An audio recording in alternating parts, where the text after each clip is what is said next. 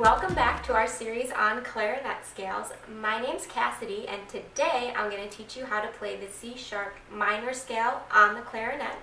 In case you missed it, last week Anna taught you guys how to play the E major scale.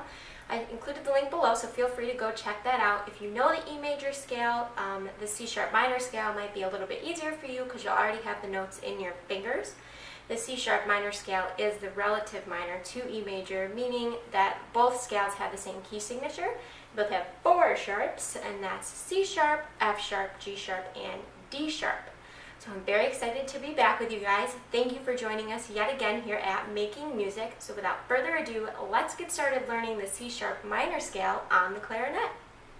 Alright, so the first note in the C sharp minor scale is of course C sharp, and to play C sharp you're going to place your thumb over the back hole here, and then you're going to play your first, second, and third finger in your left hand, and then you're going to play this little pinky key here as well, and that will give you C sharp. You should have nothing down in your right hand.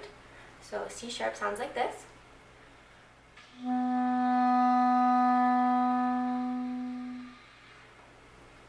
The next note you're going to play is D sharp, and to play D sharp you're going to pick up both your ring finger and your pinky in your left hand, and then you're going to add this bottom key on the side here, this bottom side key with your right hand, and that's going to give you D sharp.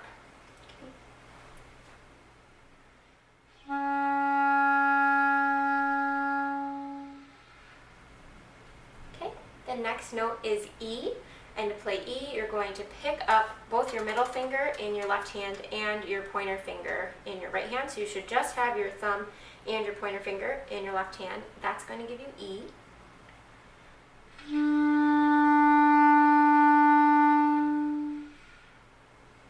Okay.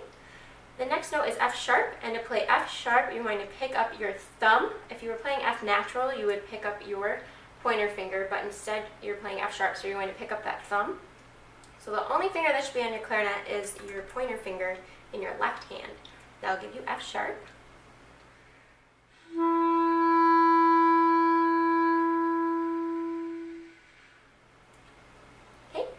The next note is G sharp, and to play G sharp you're just going to shift your left hand, so you're going to pick up that pointer finger off of the front of your clarinet, and then you're going to kind of shift it over so it's holding down this side key right here, and that's going to give you G sharp.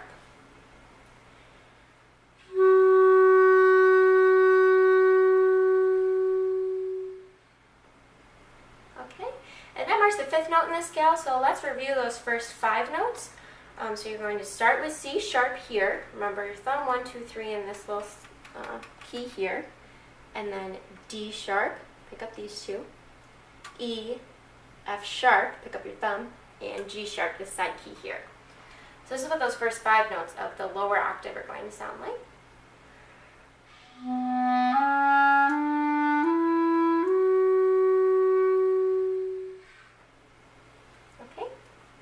Now the next note is going to be A, and to play A, you're just going to, sorry, there's thunder outside right now.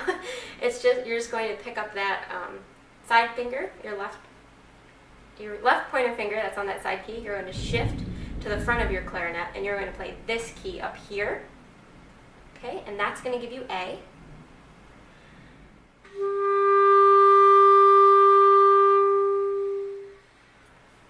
The next note is going to be B, and to play B you're going to put all your fingers down. Now as you recall from past scales, so first you're going to need your thumb and the register key, and then 1, 2, 3 and 1, 2, 3 on both hands. Now in past keys we've played B on the left side.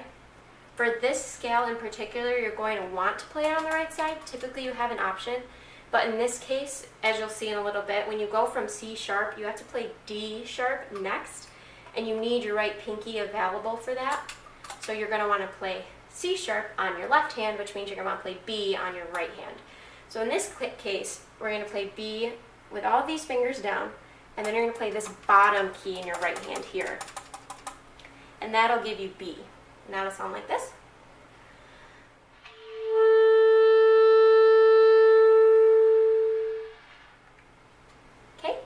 And then the next note is C sharp. We're at the top of the first octave, and to play C sharp you're going to pick up that pinky in your right hand, and then you're going to play this pinky over here in your left hand. and that's going to give you C sharp.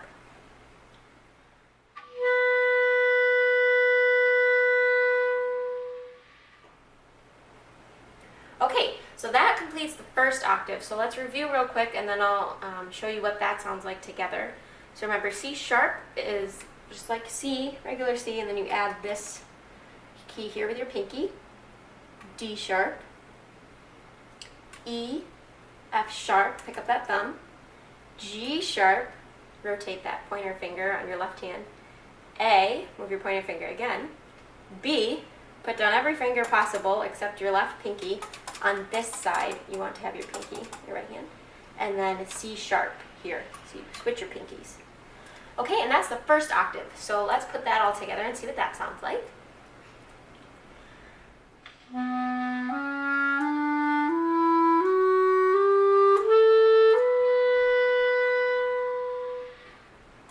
Okay, so that's the end of the first octave, right? We're at C sharp here. And to play D sharp, as I mentioned before, you're going to need your right pinky free because you're going to pick up this pinky in your left hand, and you're going to play this pinky, the top pinky right here in your right hand. And that's going to give you D sharp, and remember you've got the register key down as well.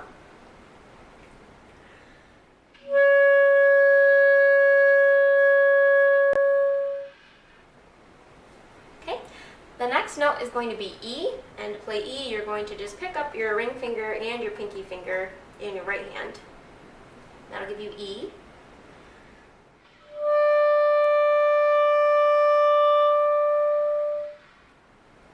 Okay, then you're going to play F sharp, and to play F sharp, you just pick up that pointer finger in your right hand. So your left finger shouldn't have moved yet, since we got up to the upper octave. But your only finger in your right hand should be that middle finger right there for F sharp.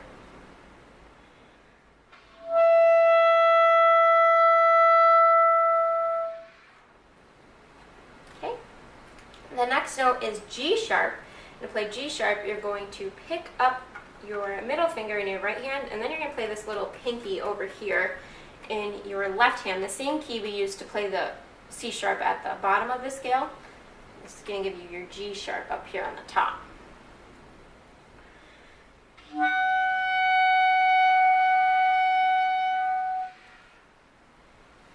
Okay. All right, and then the next note is A. So to play A, you're going to pick up that ring finger and pinky in your left hand. So you should just have your thumb in the register key and then your first and second finger, and that's going to give you A on your left hand.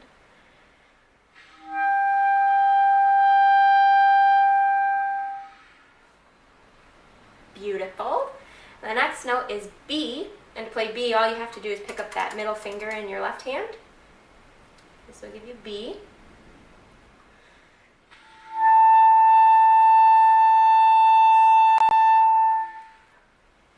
Okay, then we're at the top of the scale, C sharp. Now here you got to give it a lot of air. We're going up in the altissimo range of the clarinet.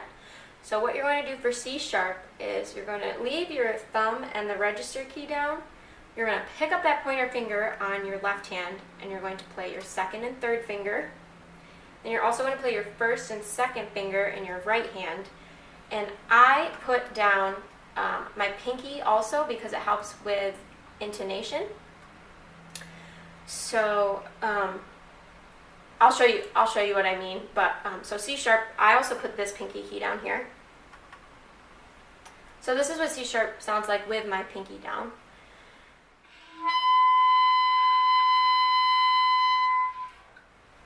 Okay, so now I'm going to play it without my pinky, and then I'm going to add the pinky, and let's see if you can hear the difference. It kind of adjusts the intonation of the note.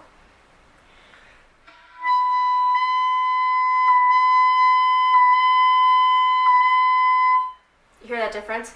So it's almost playing half a step lower, which is not what you want. So for C sharp, I'd recommend putting this pinky down in your right hand as well to really help the note get up to where it needs to be.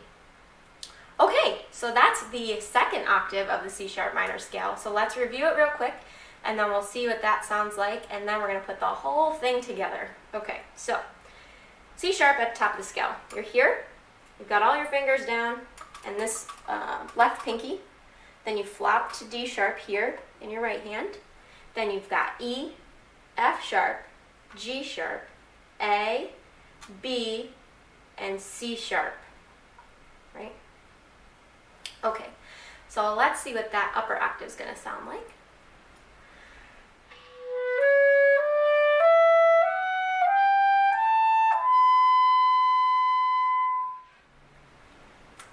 Cool beans, right? Okay, so now we've got the upper octave and we've done the lower octave, so now let's put the entire thing together and see what that sounds like. Remember, I'll just review first octave fingerings again real quick. So you start C sharp, D sharp, E, F sharp, pick up that thumb, G sharp, A, B, over here, remember, C sharp. Okay, so let's see what those two octaves sound like together.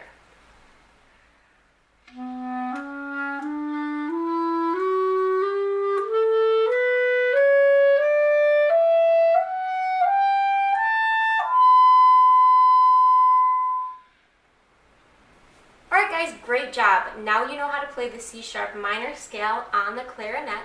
Be sure to check back next month and Anna's going to teach you how to play the B major scale. And then the following month, I'm going to teach you the relative minor.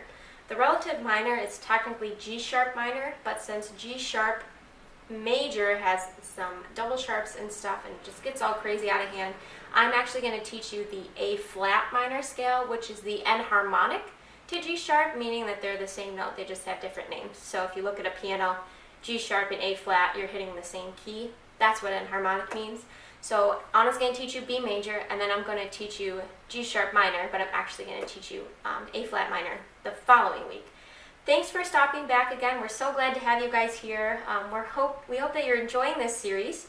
As I mentioned before, feel free to check out any of the older videos linked below. We also encourage you to follow the scale along on the staff, which will be written out on the website. If you're on YouTube right now, click the link below and it'll take you to the website so you can see the scale written out. As I always mention, we don't want you guys just mimicking our fingers. We want you to learn how to read the notes as well. There's also a downloadable clarinet fingering chart in case you want to venture off into some new fingerings and learn some of those. Again, if there's anything we can do to help make these videos better for you, please, please, please reach out to us. We are here to help you and want to make sure that we're doing that in the best way possible. So, thanks again for stopping by. We're very excited to see you guys again, and hopefully we'll see you back next month. In the meantime, always remember to keep practicing.